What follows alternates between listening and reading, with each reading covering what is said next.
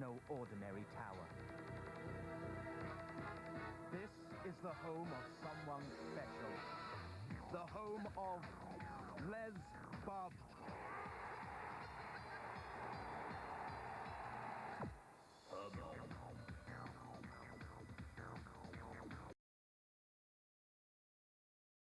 Well, hello everyone. Welcome to another Fowl Original with me, Fowl Original. In a quick, I figured like copyright strikes, they won't happen if I'm quick. And quickly, I will shill to you. If you'd like to support this channel, help support me and do all the things that I'll be doing on the regs for you guys, which is awesome. As I said, I love doing every minute of it. But, you know, if you wanted to help support the channel a little bit, you could go to fowloriginal.com. You go to fowloriginal.com, you will see my big old bird face. When you see my big old bird face, you can go down and hit support the channel. You can become a Patreon, hit streamlabs.com/fowloriginalwrestling, support my wrestling stuff, and you can also click the donate button, which is the most popular and easiest way to do this thing. And if you click the donate button, you can go ahead and say, pop in $5, make it a monthly donation to help provide support for the channel and all the content that I produce on a daily basis for you guys, and I hope that you all enjoy it. I'm going to try and pop up the chat here in Periscope so I can see it over here, and if you want to make it a one-off donation, you can also just say, let me know who you are. Hi, I'm Iron Man. Now, if I sound a little bit like bunged up, it is because I'm very bunged up. I think I'm getting the man flu, but we will soldier through. Newsround is but one thing, soldiering through. So one of our top stories today is Mark Ruffalo fired from MCU by tweet. Controversial, a little bit, you know, clickbaity, but I know when to do the little bit clickbaity. So let's pop along to the story from BBC News. So Mark Ruffalo fired for teasing new Avengers film title. Mark Ruffalo sent Avengers fans into meltdown with a single tweet. The actor who plays Hulk in the Avengers film publicly asked TV host Jimmy Fallon to cut my spoilership on the show hours before his interview was due to air. The hugely anticipated Avengers 4 is directed by Anthony and Joe Russo, who are keeping the new title a closely guarded secret. They promptly tweeted the 50-year-old actor, "You're fired," at Jimmy Fallon. "I trust that you cut my spoiler slip on the show tonight. That was off the record, homie. Please don't get me in trouble with Marvel. Barry, again. DM me back. Dude, it's too late. Already sent the final show to Burbank for air. Are you sure you're going to be in trouble? We could maybe bleed it out. What is DM? Russo brothers, Mark, you're fired." But fans of the Marvel franchise would have been disappointed if they tuned in on Friday night expecting a big reveal. Mark Ruffalo's appearance on The Tonight Show with Jimmy Fallon did feature what appears to be the name of the new film, but it was bleeped out. In what looks like a rehearsed stunt, host Jimmy Fallon asked the actor, "I don't want to get you in trouble with the studio or Marvel, but maybe could you just tell us the title?" The actor replies, "All right, I think I could probably tell you that. I think it's already out there." He then goes on to act what some are saying major plot twist, and it's all bleeped out for the audience. Let's have a little watch of this, because if I am one thing, it is happy to take a copyright strike in the face. Because that's all this show is, copyright strike land. Always wanted to do this show, but I don't want to, get you in trouble with the studio or Marvel, but I mean, maybe could you even just, do we know the title? Do we know the title? Could you?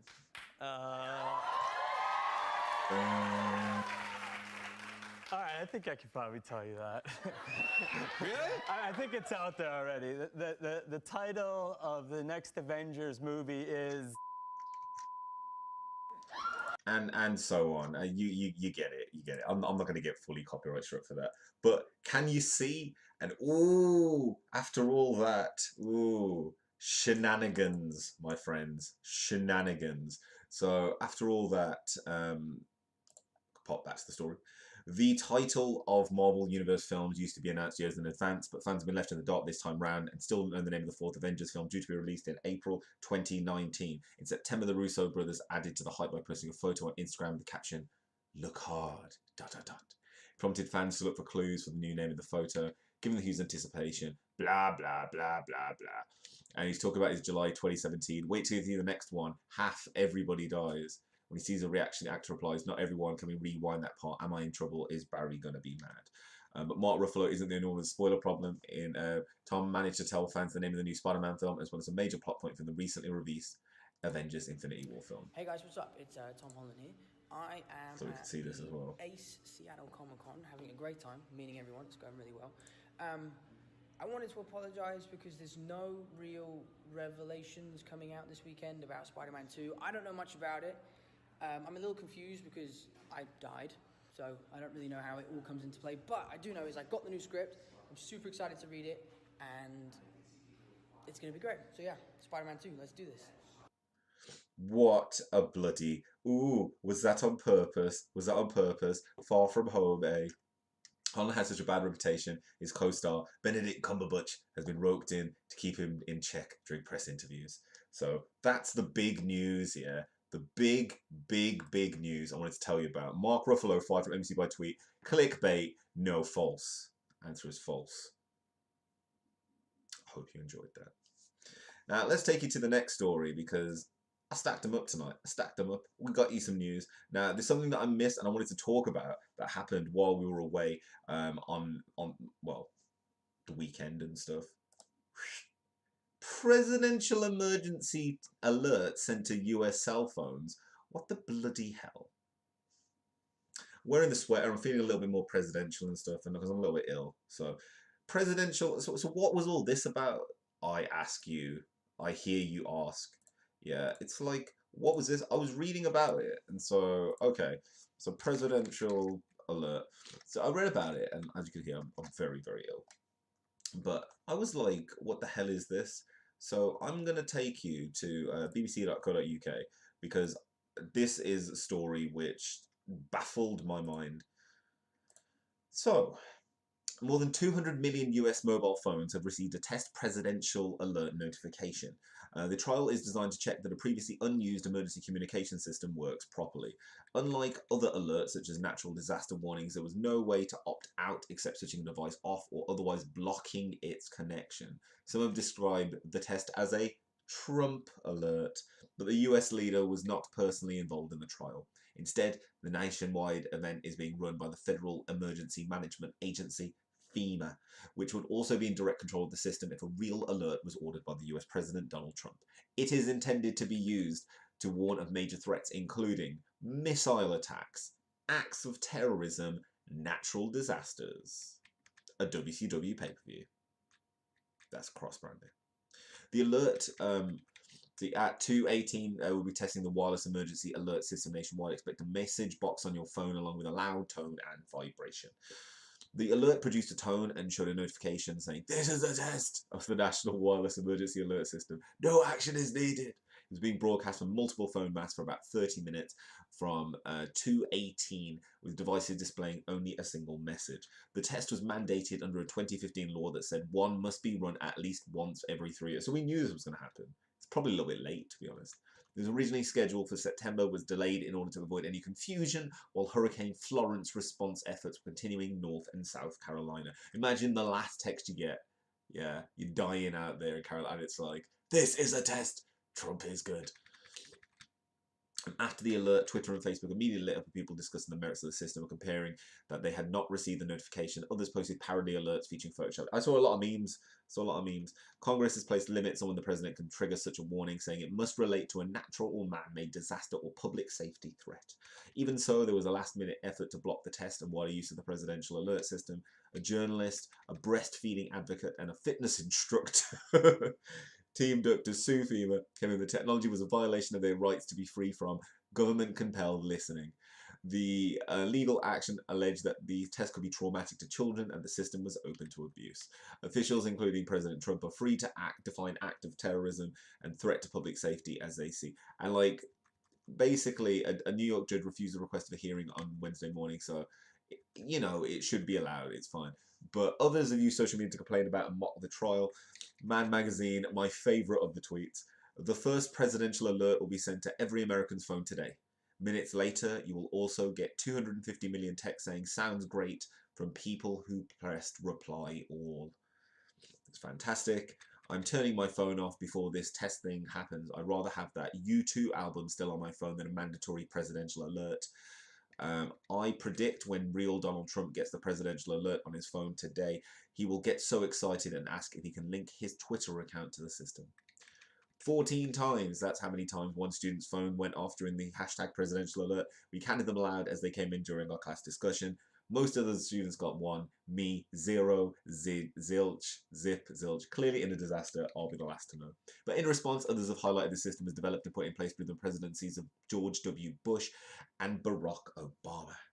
Moreover, after 2 previous alert system errors, the first involving a false alarm about a missile attack on Hawaii, and the second involving a presidential proclamation about Senator John McCain's death being sent to the wrong people, there is an argument that technology needs to undergo regular public testing if it is to be relied on. So that was funny stuff. Quick, yeah, aside though, this is amazing. So every single phone that exists out there can be essentially remote activated by the government unless you block the communication to say, this is a test, this is a very, very smart to use in counterintelligence if you wanted to make everyone in the vicinity just have their devices go off.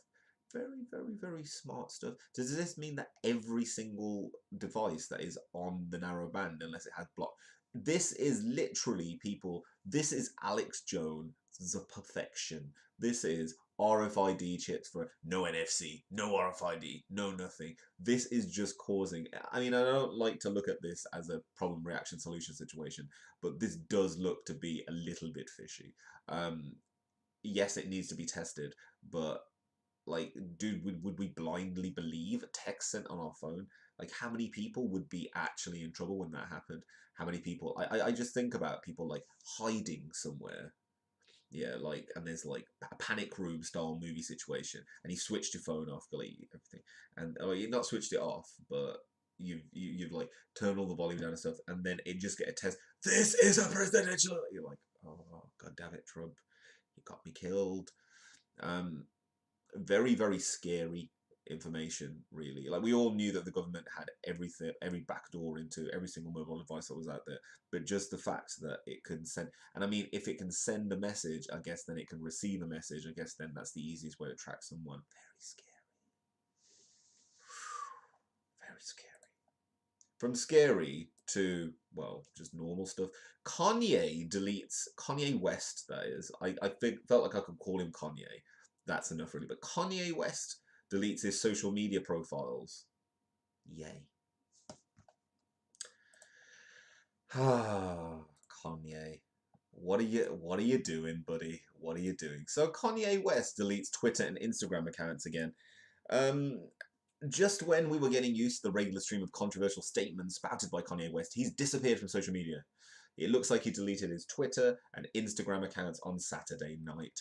The rapper, who wants to be referred to as Ye, recently came under fire for saying that the 13th Amendment of the US Constitution, which brought an end to slavery, should be abolished, a statement that he later clarified.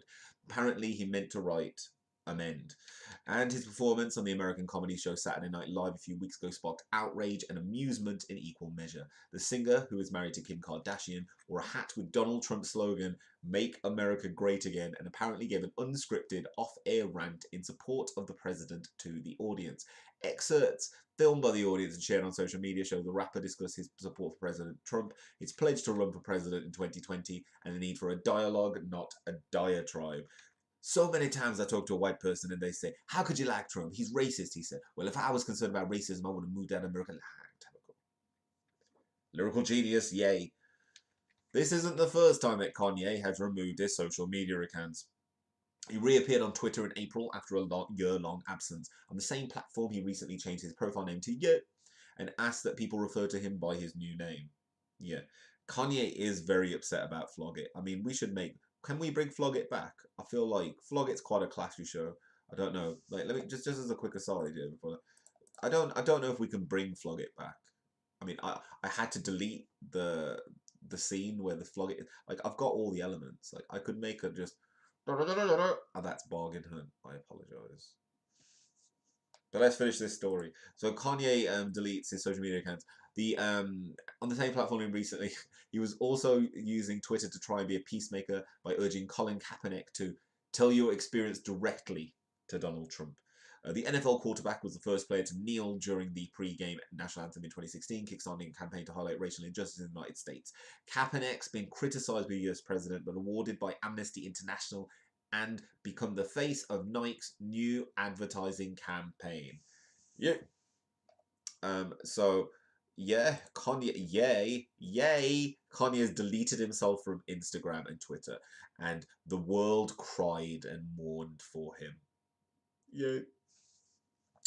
If you'd like to help support the channel, briefly talking about another genius who needs, you know, a little bit of the old do-re-mi's, you can go over to fowloriginal.com.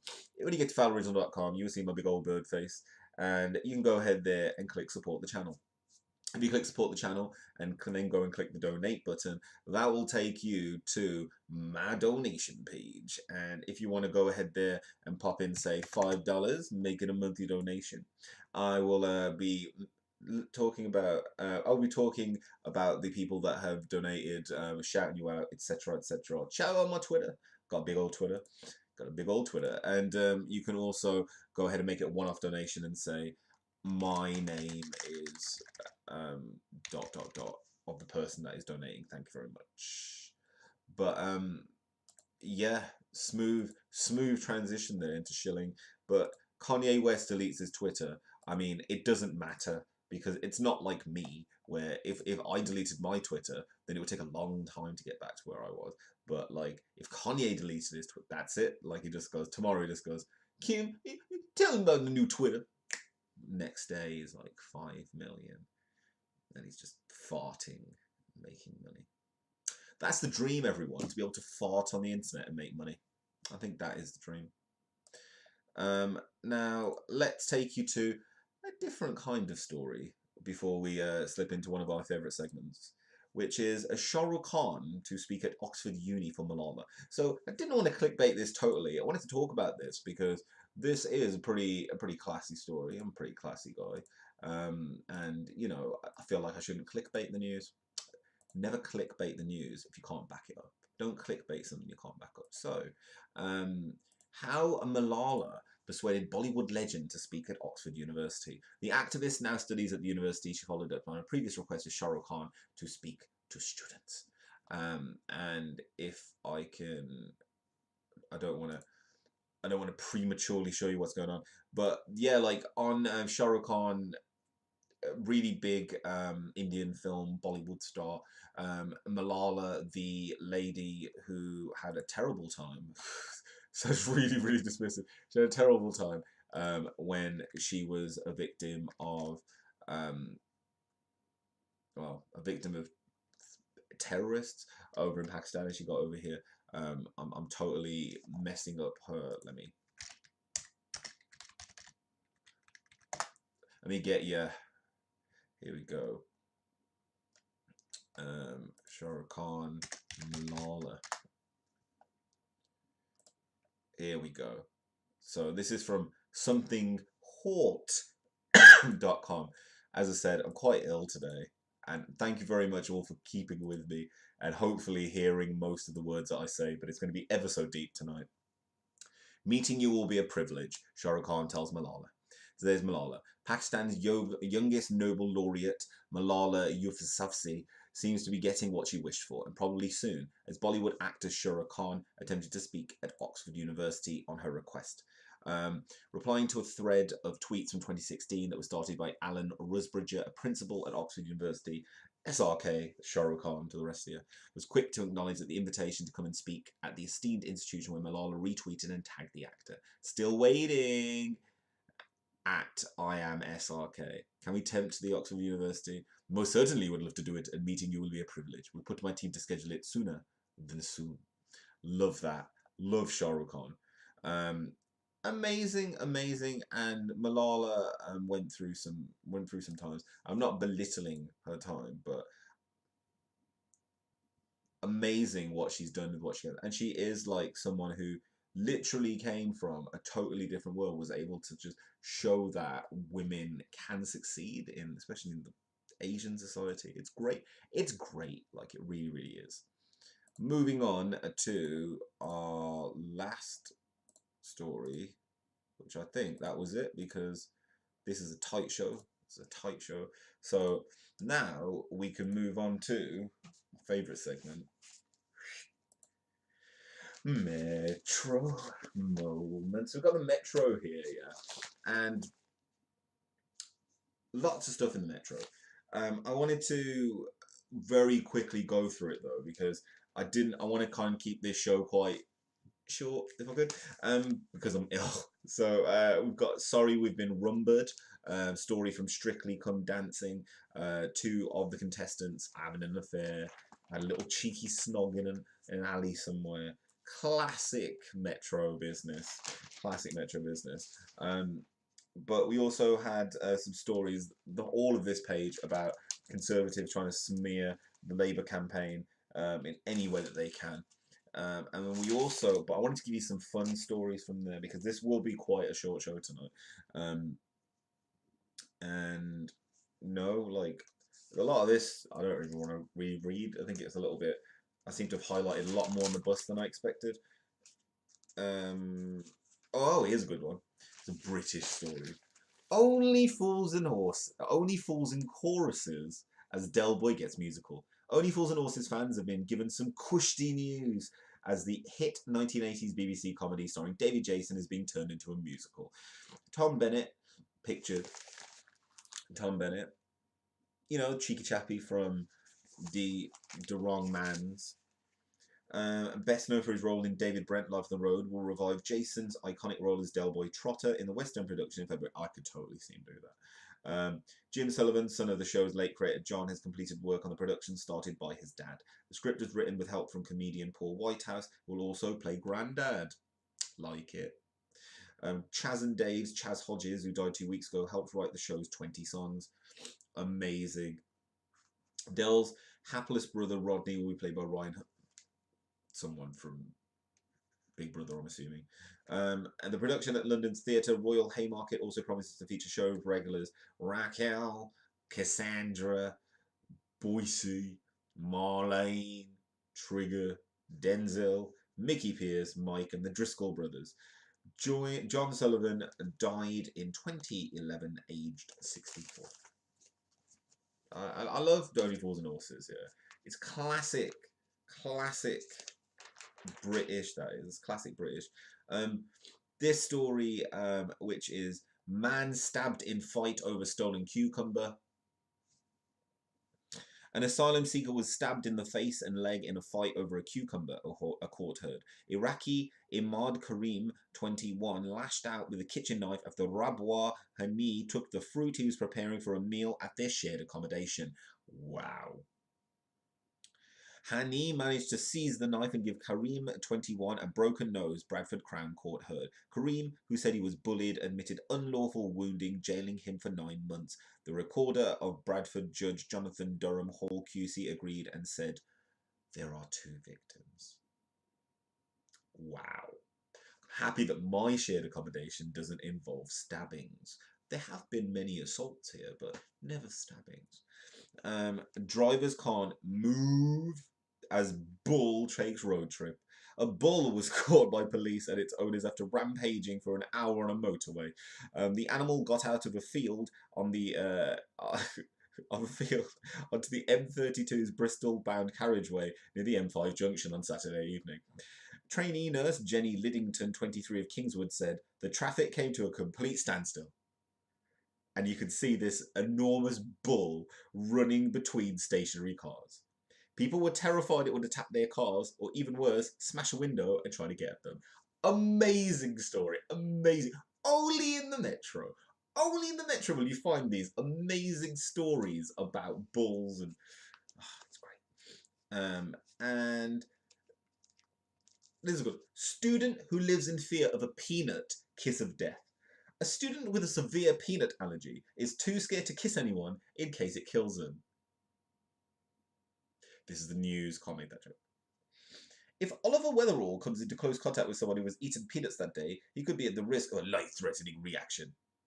Something that is meant to be enjoyable and nice is made not to be, because it is like eating something that you don't know what is in it, said Mr. Weatherall, 22. The other person doesn't even have to have peanuts have eaten peanuts to put him in danger, they could have unwittingly have had a meal containing nuts or cooked in peanut oil. Mr. Weatherall, who also cannot eat sesame, sulfites, and calcium. Jeez, that man. Found out he was allergic to peanuts when he was 13 and had a severe reaction after eating a slice of toast. The last time you eat peanut butter. It turned out the knife used to butter the toast had also been used to spread peanut butter. Well, that's what I was saying. In July, he suffered an anaphylactic shock after he was splashed with beer at a pub while watching England play Croatia. Oh my God. Like, I'm going to finish the story, but Croatia in the World Cup semi-final. His father had to inject him with an EpiPen before an ambulance rushed him to hospital. Mr. Weatherall, who was vegan, of course you are, is now taking a year out from his marketing and business management degree at Exeter University to develop a project based around his own recipes that are free from the 14 major allergens and animal products. So, quick little editorial on that story. This man, yeah, like, you know, there's like certain, there is a theory of evolution and there are certain genes that are not going to be, this man, like, science and nature have decided he will not live past walking through a patisserie. This man will die. I mean, Gay Paris. If he gets slapped with a baguette, he got splashed with beer and he went to anaphylactic shock. That is pretty hardcore allergens. I love the fact that he's like, screw that, I'm going to figure out how to fix this. That's entrepreneurship, yeah. But at the same time, I mean, God didn't want him to live. It's harsh to say, but, you know. A diver has been labelled an idiot for carving his name into a 100-year-old coral in a bay near Batangas in the Philippines, causing it to die. This is stupid. The unknown vandal behind Charlie 2018 was castigated online. MPs in Iran have voted to join a global convention to cut terror funding as Tehran tries to... That's not a funny story. That's not a funny story either. Sorry, I'm reading a funny, but definitely not funny. Now, this is a good story, actually, like tying into this, yeah. So this is like a Venom-related story. Tom's Venom devours critics and film rivals. So, Venom came out. I didn't like it very much. It got one of these things, a thumbs... Look. It got a thumbs down. It got the first thumbs down, yeah. Tom Hardy had the last laugh over critics. The anti-hero flick Venom trumped Bradley Cooper and Lady Gaga's A Star Is Born at the box office. The 41-year-old's new movie set a new record for opening weekend takings in October, raking in £61 million. Cooper's musical drama made a reported $32 million. Hardy's success comes despite critical mauling his comic film conversion. Yes. Variety's Owen Gleiberman moaned it was unexcited in its ho-hum competence, and EW's Chris Nashity gave it a C+. Like, I was like, it's not terrible, yeah. It's not terrible, but it's just not good, yeah. It's great to watch and laugh at, yeah. It's a dude night film, like, but it's not.